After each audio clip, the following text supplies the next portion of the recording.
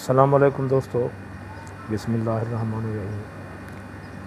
आज तारीख़ है 8 मई 2020। मैं गुलाम मुर्तज़ा टेक्निकल यूट्यूब चैनल से आपसे बात कर रहा हूँ। ठीक है, तो दोस्तों आज मेरा जो इलेक्ट्रिकल टॉपिक है यानी टेक्निकल टॉपिक है वो है सीलिंग फ़ैन के बारे में। जब आप सीलिंग फ़ैन ख़रीदने के लिए दुकान पर जाते हैं तो सबसे पहले आप एक कंपनी चूज़ करते हैं। कंपनी जो है अच्छी होनी चाहिए, पायदार होनी चाहिए, उसकी वाइंडिंग जो है पंखे की वो अच्छी होनी चाहिए। वाइंडिंग में दो ऑप्शन होते हैं, कॉपर और सिल्वर। आप कॉपर का चुन लीजिए क्योंकि कॉपर वाइंडिंग में मोसल होती है और देरपा होती है और पंखा गर्म नहीं होता है, उसमें रेजिस्टेंस बहुत कम होती है। अब आपने पंखा ले लिया, अगर आपको लगाना आता है, श्योर है तो ठीक है, अगर नहीं लगाना आता तो फिर आप टेक्नीशियन ले लीजिए। वो आपसे 200 या 150 या 100 रुपया सर्विस चार्ज लेगा, वो आपको पंखा लगा देगा। लगाने के बाद जो आपकी हिफाजतें हैं, आप पंखे को दरमियानी स्पीड पे रखिएगा, न स्लो न हाई। उसके साथ एक डिमर होता है जो बोर्ड पे लगाया जाता है, उस डिमर पर स्पीडें दी हुई होती हैं 1 2 3 4 5, जो आपको मिडिल स्पीड नज़र आए आप उस पर उसको रखिएगा और चलाइएगा। पंखा चलेगा, उसकी वारंटी भी है, लॉन्ग लाइफ वारंटी होती है, गारंटी भी होती है। ठीक है, उसमें दो जो फॉल्ट पड़ते हैं वो मैं आपको बता देता हूँ। पहला ये है कि वो स्पीड का डिमर जो है वो काम करना छोड़ देता है बाद और आपका पंखा फुल स्पीड पे चलता है, मुसलसल फुल स्पीड पे चलता है। उसको चेक करने का तरीका ये है कि आप बोर्ड को खोलिए। बोर्ड खोलने के बाद आप डिमर की एक वायर खोलिए,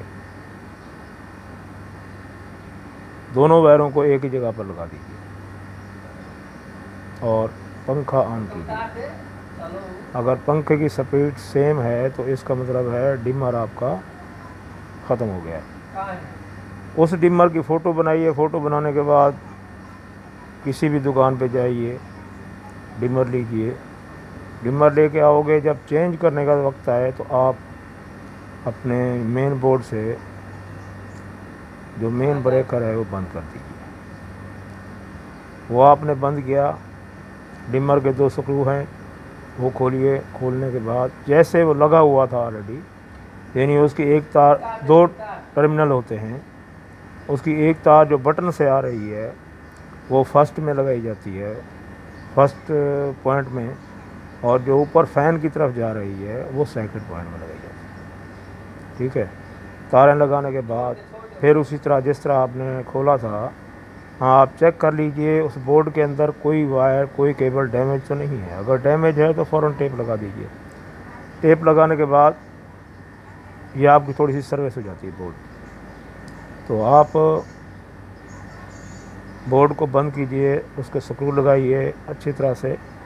लगाने के बाद मेन ब्रेकर ऑन कीजिए और पंखे को चेक कीजिए। उम्मीद काफ़ी है कि उसकी स्पीडें बराबर होंगी। दूसरा ये है कि कुछ साल के बाद पंखा जो है स्पीड छोड़ देता है, यानी आस्ता हो जाता है, उसकी स्पीड स्लो हो जाती है। ये छोटे छोटे फॉल्ट हैं, बाकी कंपनियों के फॉल्ट नहीं है जिसमें गारंटी वारंटी ये वो। ये छोटे छोटे फॉल्ट हैं, ये आप खुद भी ठीक कर सकते हैं। ठीक है,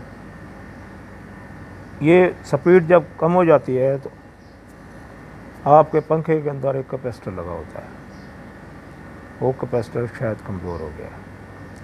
उसके लिए ये है कि या आपके पास स्टूल हो या आपके पास सीढ़ी हो, यानी ए टाइप सीढ़ी होती है वो हो। स्टूल बेहतर होता है, उसमें आदमी आराम से ऊपर चढ़ जाता है। ऊपर चढ़ने के बाद आप पंखा बंद कीजिए। ठीक है, पंखा बंद कीजिए। बंद करेंगे तो आपके पास टेस्टर है।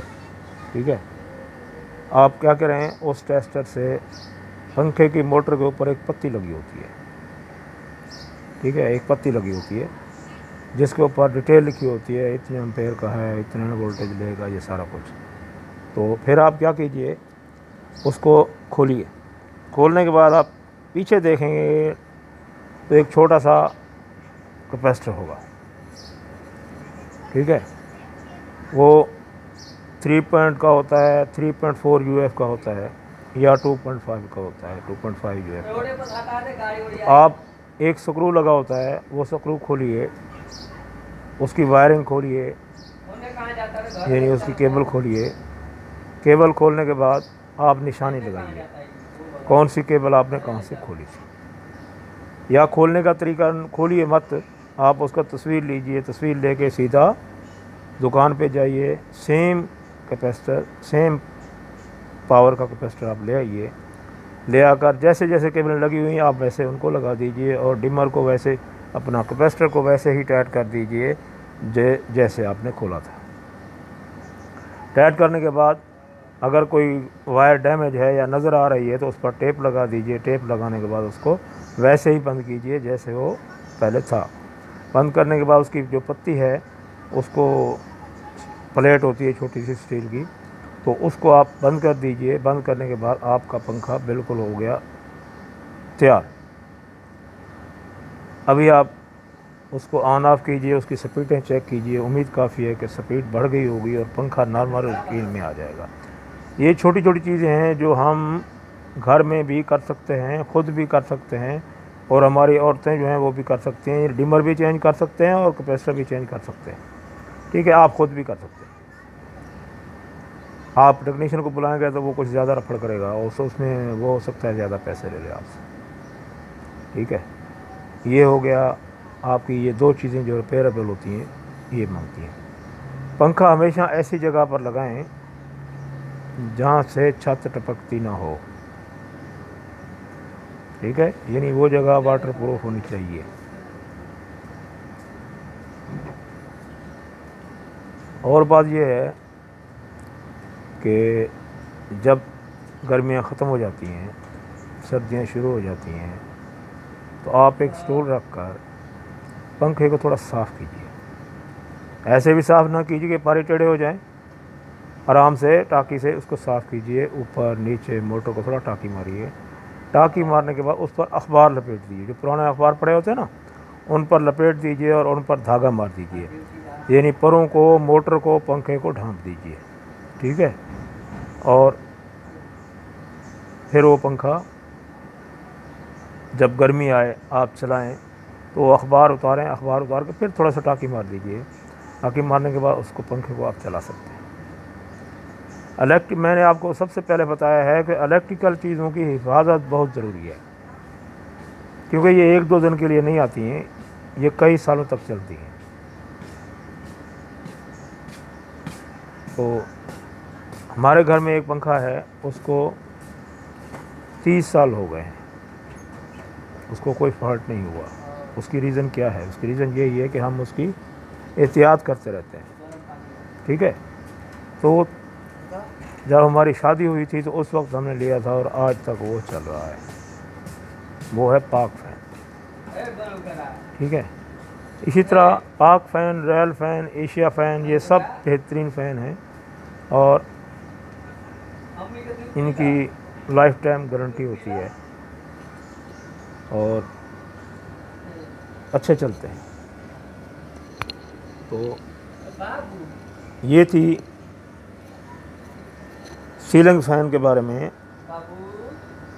टेक्निकल टिप्स, ठीक है।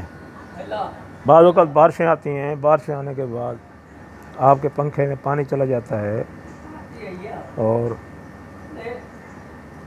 आपको अगर डाउट है उसमें पानी चला गया तो आप चलाइए मत,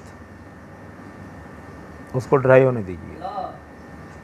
1-2 दिन के बाद ड्राई हो जाए तो आप कुछ चलाइए। अगर फिर भी ना चले तो फिर आप टेक्नीशियन से बात कीजिए, वो पंखा उतार के ले जाएगा, उसकी मोटर की वायरिंग चेक करेगा। वायरिंग चेक करने के बाद आपको बताएगा कि वायरिंग बराबर है, कौन कौन सी चीज़ बराबर है, कौन कौन चीज़ जल गई है, तो वो फिर ठीक करेगा और आपको देगा। अगर पंखा अंडर वारंटी है तो उसको मत छेड़िए, ठीक है। आप पंखा उतार के दुकान पे ले जाइए, उनकी वारंटी के मुताबिक वो रिपेयर भी कर देंगे, आपको चेक भी कर देंगे, ठीक है। अगर वारंटी नहीं है तो फिर आप टेक्नीशियन के पास ले जाइए, वो आपको चेक करके बता देंगे। ठीक है, ये हो गई सीलिंग फ़ैन की रिपेयरिंग, यानी हल्की फुल्की रिपेयरिंग और उसके जो एहतियाती टिप्स और उसको इस्तेमाल करने का तरीका। ठीक है दोस्तों, आजकल कोरोना के दिन चल रहे हैं यूएई में भी, पाकिस्तान में भी, तो लिहाजा एहतियात कीजिए, दूरी अपनाइए, शहर में जाइए मास्क पहनिए, दस्ताने पहनिए। एहतियात बहुत ज़रूरी है, अपनी और अपने दोस्तों की और अपने बच्चों की लाइफ का ख्याल कीजिए। ये एहतियातें आपके और अपने बच्चों की लाइफ के लिए होती हैं, तो उनकी लाइफ सेव है तो आपकी लाइफ भी सेव है। ठीक है, मेरा चैनल लाइक कीजिए, शेयर कीजिए, सब्सक्राइब कीजिए और कमेंट्स भी दीजिए। कमेंट्स में अच्छे अल्फाज यूज़ कीजिए तो बेहतर होगा। अगर कोई चीज़ आपको ऐसी लगे कि हमारी वीडियो में थोड़ी कमी रह गई है तो आप कमेंट्स में ज़रूर आगाह कीजिए और टेक्निकल पॉइंट ज़रूर देखते रहिए। ये असल में घर वालों के लिए, बच्चों के लिए हमने ऐसा सिस्टम शुरू किया है ताकि ये टिपिकल चीज़ें ज़रूर होती हैं लेकिन इतना मुश्किल भी नहीं होती हैं कि आपको हर काम में टेक्नीशियन को बुलाना पड़े। ठीक है, और कल हम इंशाअल्लाह इस्त्री और अवन के बारे में बताएंगे। ठीक है, ये छोटी छोटी चीज़ें जो आपके घर में इस्तेमाल होती हैं, इनकी एहतियातें ज़रूरी होती हैं, इनकी हिफाजत ज़रूरी होती है। बाकी अगर आप एहतियात से करें और हिफाजत से करें तो ये चीज़ें बहुत देर पा होती हैं और बहुत देर तक चलती हैं, जिसमें आपकी पैसे की भी सेविंग होती है और आपकी चीज़ की क्वालिटी भी बरकरार रहती है। ठीक है, ओके, अल्लाह हाफ़िज़।